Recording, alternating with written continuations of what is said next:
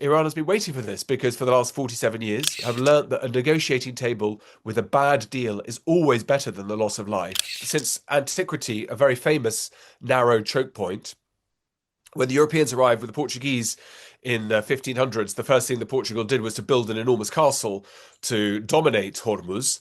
But that means you can try and run past, but you might get shot at. But being shot at is different to being damaged or sunk. Sometimes cannon miss you.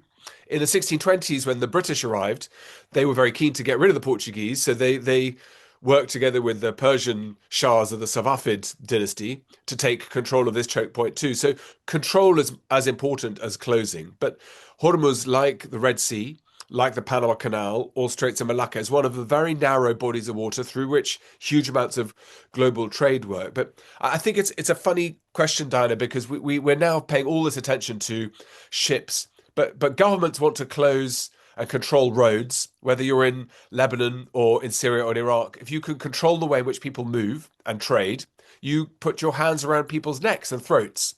So one of the great stories in history is how do you control infrastructure? So Mhm. Hormuz is no different to the ability to control mountain passes, to control the ways into Petra, for example, in Jordan.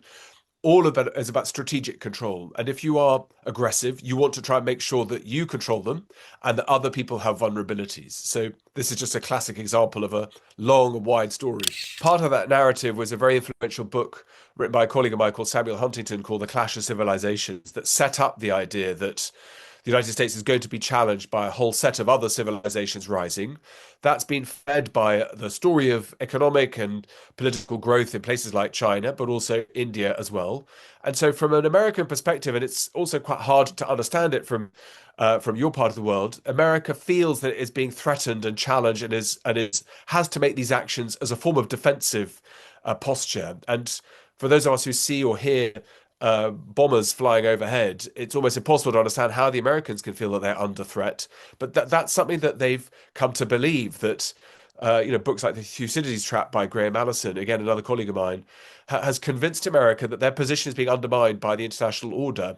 And there may be some reason to think that the United States needs to think hard about how it maintains as its advantages, but using force unilaterally is probably not a particularly good way to do that, because those of us who've lived through terrible warfare, those of us in Europe who saw the 20th century, the dislocation, have learnt that a negotiating table with a bad deal is always better than the loss of life.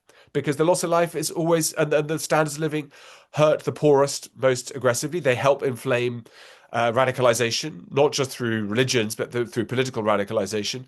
They create uncertainty. They create gender divides.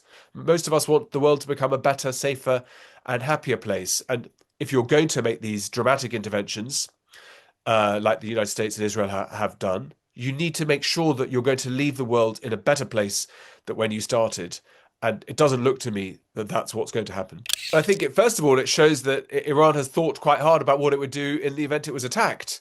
So it's been prepared for this. I think the miscalculation came last June when Iran was essentially had its air defenses taken apart by Israel and then the United States. Because the response was quite limited, then there was a major attack on targets in Israel, but also in Lebanon too. But because it was relatively modest and it didn't last very long, I think planners in the United States thought that it would be the same thing that would happen now. So I think there's been a clear indication that Iran has thought quite carefully about what it needs to do to disrupt. But it shows that Iran has been waiting for this because for the last 47 years, they've been waiting for the West to intervene in a dramatic way. So I think that shows the benefits of doing your homework.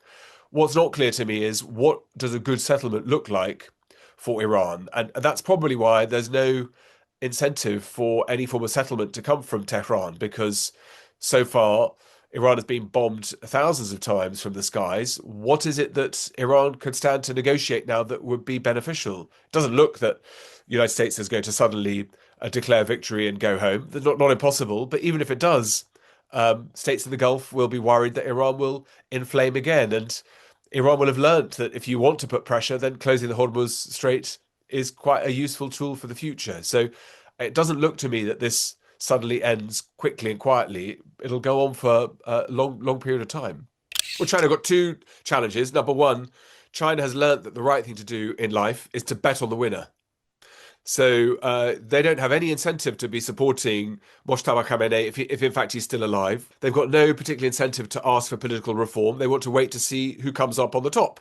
And if there's a new liberal democracy that appears from the smoke, I suppose not impossible, or a hardline regime that appears, or a moderate regime of people who can do business with, China needs access to these markets. So there's no benefit to them to take an opinion. As far as China's needs to have access to oil, well, China's been thinking about its vulnerability, so it has a very advanced and substantial reserves that it can survive for the next few months. China produces more electricity than the United States and Europe combined. So it is, of course, a worry for China if its oil gets blocked. As it happens, we've seen overnight uh, some form of what looks like a negotiation that ships will be allowed through Hormuz if they are non-American, non-Western, and if they are willing to trade and buy the oil in yuan or renminbi, the Chinese currency. So China is also playing a geopolitical and geoeconomic game. Is this an opportunity to dislodge the dollar and the United States from being a global leader? But you in Lebanon, Diana, will know that what the West, how it's behaved, and Israel has behaved, creates a lot of animosity, not just amongst young people, but amongst business people, those uncertainties. And China's offering a different story to say, we won't get involved in your internal affairs. We are willing just to trade. The challenge will be in the long term, will China be able to be all things to all people? Because at some point you need to make choices. But for now, China's waiting to see how it can benefit without being damaged.